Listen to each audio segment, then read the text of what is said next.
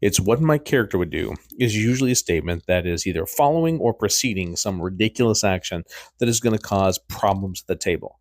Now, it doesn't mean this can't be used. In fact, it's what my character would do works really well for paladins that are lawful good, that are stopping something from happening in front of them that they consider pure evil, but put the party in a percolating circumstance.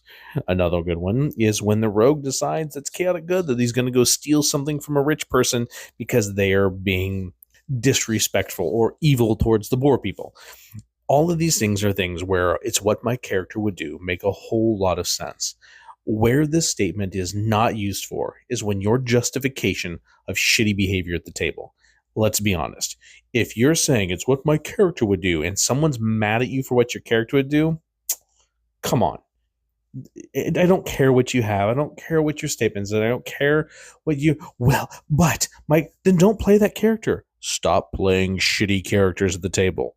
Seriously, we are playing a collaborative game. If you are being an asshole at the table, but it's what your character do, play a different character. You are the player. You chose to play that character.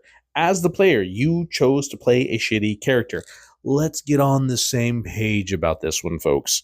We don't have to play shitty characters. You can play edgy characters. You can play characters that cause problems for the rest of the party. But when those problems are always overwhelming and the party is sick and tired of you, they should have a right to kick you out of the party as well. Understand that. Players, if you have another player who always keeps saying, but it's what my character would do, would your characters keep them around? Or would what their characters do, kick them out of the party and go find someone they can work with? Remember, most of the time, we are doing things together. When a game forces players together and you have a toxic player at the table, this causes problems.